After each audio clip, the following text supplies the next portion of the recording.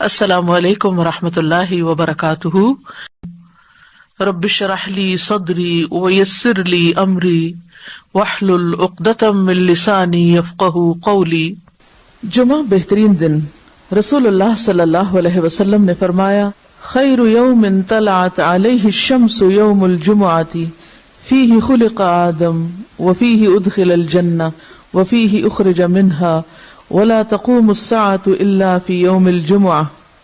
بہترین دن جس پر سورج طلوع ہو کر چمکے جمعہ کا دن ہے۔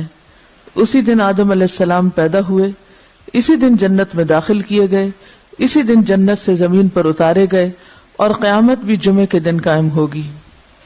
جمعے کی فرضیت۔ ارشاد باری تعالیٰ ہے، یا ایھا الذین آمنوا اذا نودی للصلاة من یوم الجمعۃ فسعوا الی ذکر اللہ وذروا البیع ذالکم خیر لکم ان کنتم تعلمون۔ اے اہل ایمان، جب جمعہ کے دن نماز کے لیے آذان دی جائے تو اللہ کے ذکر اور نماز کی طرف دوڑو، اس وقت کاروبار چھوڑ دو، اگر تم سمجھو تو یہ تمہارے حق میں بہت بہتر ہے، یعنی اسی میں تمہارا فائدہ ہے۔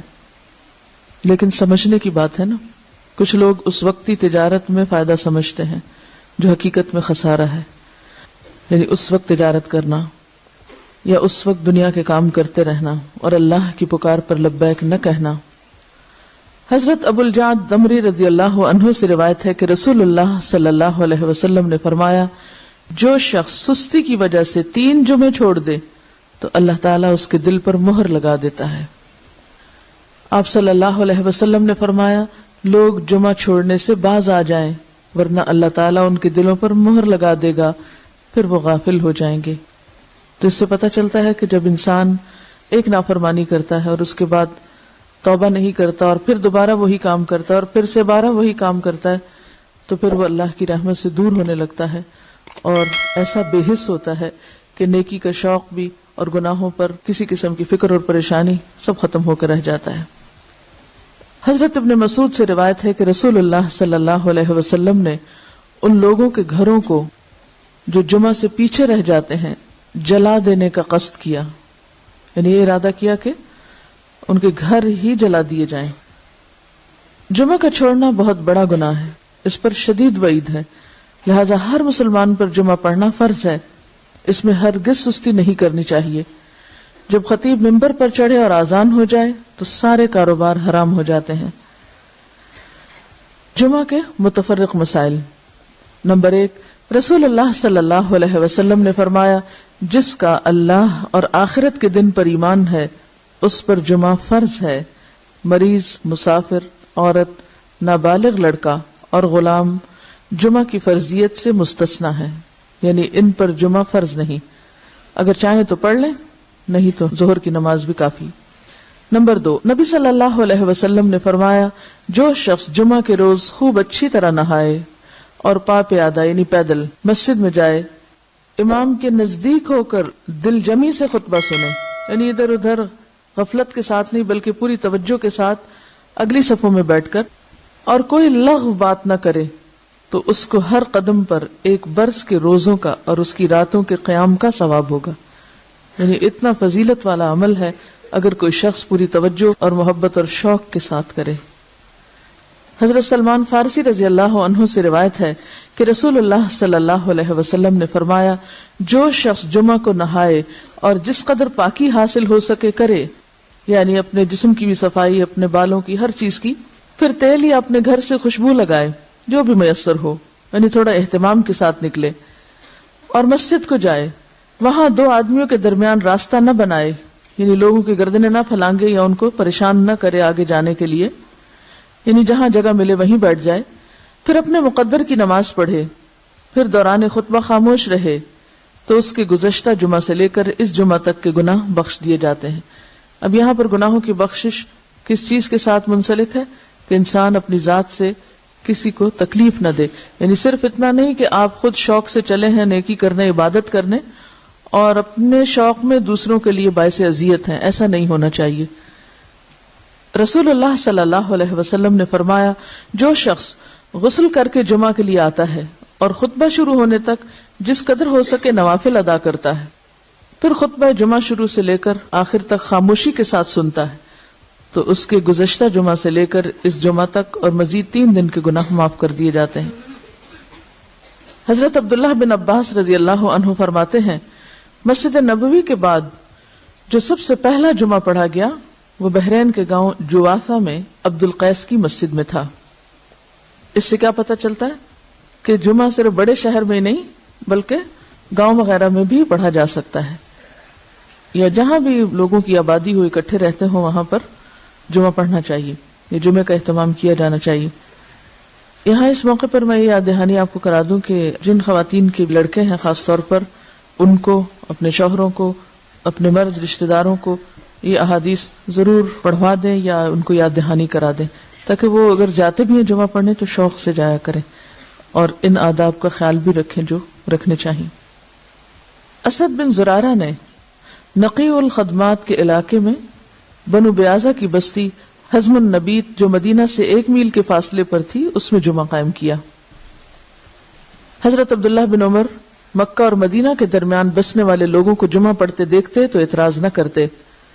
نمبر 4، حنین کے دن بارش ہو رہی تھی تو رسول اللہ صلی اللہ علیہ وسلم نے اپنے منادی کو حکم دیا آج اپنی اپنی قیام گاہوں میں نماز پڑھنے کا اعلان کر دو، اور وہ جمعہ کا دن تھا۔ یعنی اگر بارش کا موسم ہو اور جانے میں تکلیف ہو تو ایسی صورت میں پھر ظہر کی نماز گھر پہ پڑھی جا سکتی ہے جب نکلنے میں حرج ہو۔ حضرت ابو ہریرہ سے روایت ہے کہ نبی صلی اللہ علیہ وسلم نے فرمایا آج کے دن 2 عیدیں عید اور جمعہ اکٹھی ہو گئی ہیں، جو شخص صرف عید پڑھنا چاہے اسے وہ کافی ہے، لیکن ہم عید اور جمعہ دونوں پڑھیں گے۔ یعنی اگر ایک ہی دن میں 2 چیزیں ہوں تو ایک کی رخصت ہے، یعنی عید پڑھنا کافی ہے، جمعہ جو ہے اس کی بجائے ظہر کی نماز بھی پڑھی جا سکتی ہے، لیکن آپ صلی اللہ علیہ وسلم نے پھر بھی دونوں چیزوں کو پڑھنا پسند فرمایا، اگرچہ سہولت رکھی۔ عبداللہ بن زبیر رضی اللہ عنہ کے زمانے میں جمعہ کے دن عید ہوئی تو انہوں نے نماز عید پڑھائی، جمعہ نہ پڑھایا۔ اس واقعے کی خبر ابن عباس کو ملی تو انہوں نے فرمایا ان کا یہ عمل سنت کے مطابق ہے۔ نمبر 6، رسول اللہ صلی اللہ علیہ وسلم نے فرمایا اگر گنجائش ہو تو جمعہ کے لیے روزانہ استعمال ہونے والے کپڑوں کے علاوہ کپڑے بناؤ۔ یعنی اگر گنجائش ہو اور آسانی ہو اور سہولت ہو، اس سے یہ مطلب نہیں کہ ہر ہفتے نیا جوڑا سلوایا جائے، اس کا مطلب یہ ہے کہ جمعے کا جوڑا مخصوص بھی رکھا جا سکتا ہے، ٹھیک ہے، نہیں ایک دفعہ آپ نے سلوا لیا، اس کو ہر روز پہننے کی بجائے جمعے کے دن پہنا جائے، یعنی جمعے کا لباس مخصوص کیا جا سکتا ہے عام روزمرہ کے لباس سے۔ یعنی اہتمام کی بات ہے اصل میں، صرف نئے کپڑے سلوانے کی بات نہیں۔ نبی صلی اللہ علیہ وسلم نے دوران خطبہ گوٹ مار کر بیٹھنے سے منع فرمایا۔ گوٹ مارنا اس طرح بیٹھنے کو کہتے ہیں کہ ہاتھ یا کپڑے کے ساتھ رانوں کو پیٹ سے ملا کر بیٹھیں، ٹھیک ہے۔ اس طرح بیٹھنے سے عموماً نیند آ جاتی ہے اور پھر آدمی خطبہ نہیں سن سکتا۔ علاوہ ازیں اس حالت میں آدمی اکثر گر پڑتا ہے یا بے حجاب ہونے کا بھی اہتمام ہوتا ہے۔ بیٹھ کے دکھائیے، جی ہاں، اس طرح، یعنی بہت ہی ریلیکس قسم کی اور کیجول قسم کی سٹنگ ہے، یہ اس سے منع کیا گیا ہے۔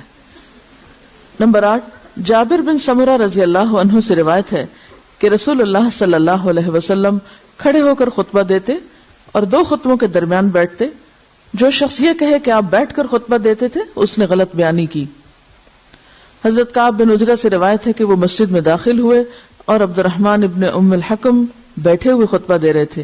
کعب نے کہا اس خبیث کی طرف دیکھو، بیٹھے ہوئے خطبہ دیتا ہے، حالانکہ اللہ تعالیٰ فرماتے ہیں وَإِذَا رَأَوْا تِجَارَةً أَوْ لَهْوًا انفضوا إِلَيْهَا وَتَرَكُوكَ قَائِمًا، اور جب یہ لوگ کوئی سودا بکتا دیکھتے ہیں یا کوئی تماشا دیکھتے ہیں تو اس کی طرف بھاگ اٹھتے ہیں اور آپ کو خطبے میں کھڑا ہی چھوڑ دیتے ہیں۔ قرآن پاک سے یہ بات پتہ چلتی ہے کہ خطبہ کھڑے ہو کر دینا چاہیے۔ اب یہاں پر آپ سوچ رہے ہوں کہ بہت سخت لفظ استعمال کیا اور شاید ان کے پیچھے یا چھپ کے یا غیبت کے طور پہ کیا، تو اصل بات یہ ہے کہ صحابہ کرام کے اندر آپ نے ایک چیز دیکھی ہوگی کہ وہ سنت کے خلاف کوئی چیز برداشت نہیں کرتے تھے، کیونکہ وہ اللہ کے رسول صلی اللہ علیہ وسلم کو اپنی ذات، اپنی اولاد، اپنے والدین، اپنی ہر چیز سے زیادہ محبوب رکھتے تھے اور آپ کی باتوں کو بھی اسی طرح اہمیت دیتے تھے، لہٰذا کہیں وہ کوئی چیز آپ کی سنت کے خلاف ہوتے دیکھتے تو وہ ان کے لیے بہت ہی سخت ہوتی اور اسی لیے سخت الفاظ بھی استعمال کر جاتے۔ تو بات یہ کہ اسی کا نام من احب للہ و ابغض للہ ہے، وآتى للہ و منع للہ. جب ہم دین میں محبت کی بات کرتے ہیں تو ہم سمجھتے ہیں کہ محبت پھر جائز ناجائز ہر بات پہ محبت. یہ بات غلط ہے. ٹھیک ہے، درست چیز کو اپریشیٹ کیا جائے اور جو غلط بات ہے اس کو غلط بتایا جائے، اور غلطی جتنی زیادہ بڑی ہو اس کے لیے اتنا ہی فرم ہونا چاہیے. اس کے لیے پھر ڈھیلا ڈھالا رویہ نہیں اختیار کرنا چاہیے جبکہ بات پوری طرح دوسروں کو بتائی بھی جا چکی ہو. لیکن ایک بات یاد رکھیے کہ صحابہ کرام کا جو باہم تعلق یا واسطہ تھا، ان کی جو تربیت جس ڈھنگ پر ہوئی تھی، وہاں ذات اور انا اور میں اور شخصیت پرستی جیسی چیزیں نہیں تھی. وہاں محبت بھی اللہ کے لیے تھی اور بغض بھی اللہ کے لیے تھا، اور اس کے ساتھ ساتھ وہ کسی چیز کو اپنی ذاتی وقار کا مسئلہ نہیں بناتے تھے، اس کو پرسنلی نہیں لیتے تھے. ہم کوئی چیز نہ بھی ہو تو اس کو پرسنل بنا لیتے ہیں، یعنی کوئی شخص کسی سے کچھ کہہ رہا ہو تو ہم اس کو اپنے خلاف لے لیتے ہیں، اور اپنی ذات کے بارے میں ہمیشہ بہت ہی سمپیتھیٹک اور بہت سینسٹیو اور بہت کانشیس اور بہت مہربان رہتے ہیں. اٹھتے بیٹھتے چلتے پھرتے تکلیفوں کا ذکر بھی کرتے رہتے ہیں. کبھی ہمیں یہ بھی سوچنا چاہیے کہ جب ہم بہت زیادہ تکلیفوں کا ذکر کرتے ہیں تو کہیں ہم اللہ تعالیٰ کا شکوہ تو نہیں کر رہے ہوتے. تھوڑی دیر کے لیے سوچیں، یہ مسئلہ وہ مسئلہ، یہ پریشانی وہ پریشانی، یہ بیماری وہ بیماری، یہ تکلیف وہ تکلیف.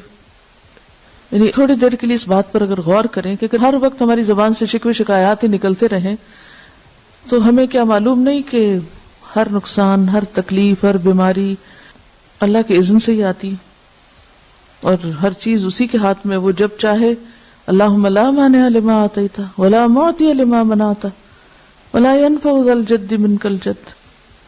یعنی اگرچہ تکلیف یا بیماری یا دکھ کے اظہار کرنے میں کوئی گناہ کی بات نہیں ہے، لیکن اللہ سے محبت کے ادب کے خلاف ہے. جس سے آپ محبت کرتے ہیں آپ اس کی شکایتیں راہ چلتے تھوڑی کرتے رہتے ہیں کہ کرتے ہیں. ہاں سمجھ رہے ہیں میں کیا کہہ رہی ہوں؟ اس شخص سے آپ نے کیا سبق سیکھا جس کا صدقہ کسی ایسے شخص کو چلا گیا کہ جو مستحق نہیں تھا، اور وہ دل میں تکلیف میں بھی تھا، پریشان بھی تھا، تو کیا کہا؟ اللہم لک الحمد. ہم یہ اخلاق اور ادب نہیں سیکھ سکتے؟ سیکھ سکتے ہیں. مثلا ایک ڈاکٹر کے پاس جا کے بتانا کہ میں بیمار ہوں، اس میں کوئی برائی نہیں، لیکن ہر انسان کو بتانا میں بیمار ہوں، یہ اللہ کی محبت کے ادب کے خلاف ہے. ابراہیم علیہ السلام جو اللہ کے دوست تھے، وہ کیا کیا کرتے تھے؟ کیا کہتے تھے؟ فَإِنَّهُمْ عَدُوٌّ لِّي إِلَّا رَبَّ الْعَالَمِينَ الَّذِي خَلَقَنِي فَهُوَ يَهْدِينِي وَالَّذِي يُطْعِمُنِي وَيَسْقِينِي وَإِذَا مَرِضْتُ فَهُوَ يَشْفِينِي وَالَّذِي يُمِيتُنِي ثُمَّ يُحْيِينِي وَالَّذِي أَطْمَعُ أَن يَغْفِرَ